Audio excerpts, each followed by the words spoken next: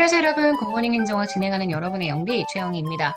자, 우리 굿모닝 행정학 24일차 공직윤리에 대한 내용으로 들어가려고 합니다. 공직윤리는 아시겠지만 공직윤리 자체가 양이 많아서요. 제가 두 번에 나누어서 진행을 하려고 하고요.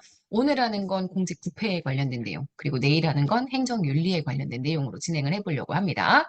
자, 그래서 선지가 몇 개 없어요. 선지 이렇게 많이 넣지 않아가지고요. 선지 몇 개 없고요. 문제 풀어보면서 내용 정리할게요. 오늘은 좀 짧게 진행을 하도록 합시다.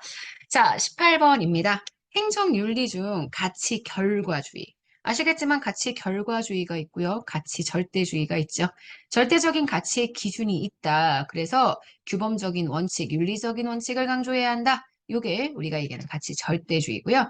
가치 결과주의는 결과만 봅니다. 그래서 사회적 결과로서의 윤리성만 중요합니다. 사후 통제를 강조하고요. 법적으로만 문제가 없으면 돼요. 결과에 대해서만 처벌할 수 있는 그러한 형태의 윤리적 원칙이 가치 결과주의입니다.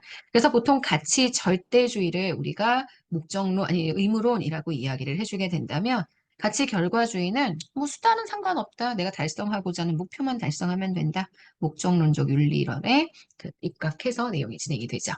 자, 19번입니다. OECD가 많은 국가들이 국민의 신뢰를 잃어버린 문제에 대해서 신뢰 적자라고 칭했습니다. 그래서 신뢰 적자의 문제를 겪고 있고 이를 극복하기 위한 윤리적 기반을 갖춘 정부로서 윤리적 정부를 구축해야 할 것을 강조했다라고 보시면 되고요.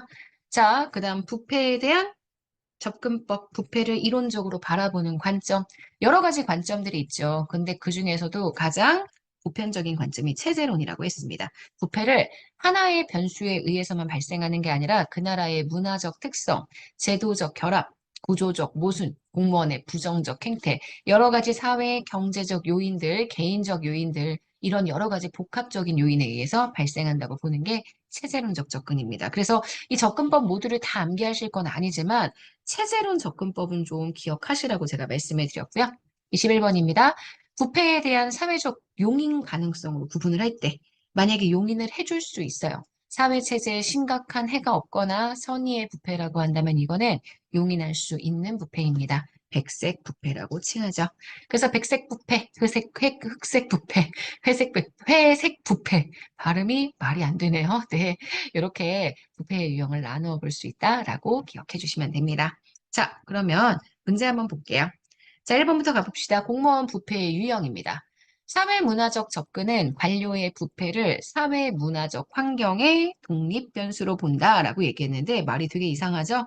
사회문화적 접근은 사회문화적인 환경이 관료의 부패를 가져오는 원인이라고 봅니다. 그래서 관료의 부패가 결국 이 사회문화적 환경이라는 독립 변수에 의해서 나타나게 되는 종속 변수라고 생각을 하죠. 그래서 1번 X.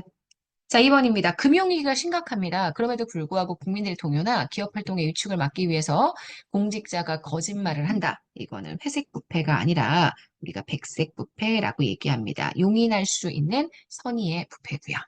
공금 횡령은 나 혼자서 공금을 횡령하는 거예요. 거래에 상대방이 없습니다. 그래서 거래형 부패가 아니라 비거래형 부패. 거래형 부패는 상대방이 있습니다. 만약에 공무원이 지금 현재 지대를 추구하는 기업에게 포획이 됐다. 포획이 되는 과정에서 불법적인 자금이 오갔다. 그러면 이런 것들이 거래형 부패가 되는데 지금 공금 횡령은 비거래형 부패라고 이야기해 주셔야 합니다. 4번입니다.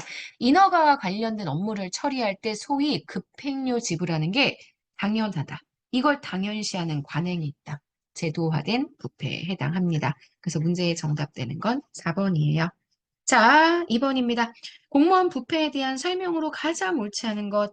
권력 문화적 접근은 공무원들, 공직자들의 잘못된 의식 구조를 공무원 부패의 원인으로 본다. 이거는 공무원들의 잘못된 의식 구조잖아요. 권력 문화적 접근은 권력 문화에 의해서, 권력 관계에 의해서 부패가 발생한다고 보는 거니까 1번 X입니다.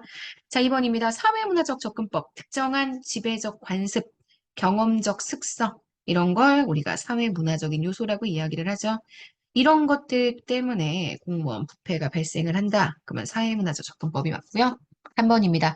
제도적 접근법은 제도가 문제가 있죠.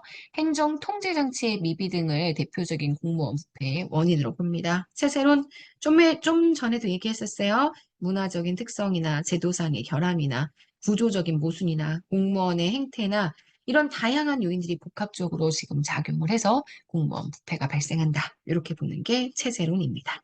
도덕적 접근법은 개인의 습성, 그다음 성격, 윤리 문제가 공무원 부패와 밀접한 관련이 있다고 생각을 하죠. 그래서 문제의 틀린 선지는 1번 되는 거 보실 수 있습니다. 자, 여기까지 해서 우리는 공직 부패의 유형들, 공직 부패가 발생하는 원인들에 대한 이야기를 했습니다. 하지만 공직 부패는 아시겠지만 오늘 지금 진행했던 것보다 내일 아침에 진행하게 되는 공직 윤리가 훨씬 중요합니다. 윤리적인 원칙도 좀 꼼꼼하게 정리하면서 내일 아침에 다시 만나도록 하겠습니다. 여러분, 오늘 하루 정말 여러분 거고요. 우리 내일 아침에 만날게요. 안녕.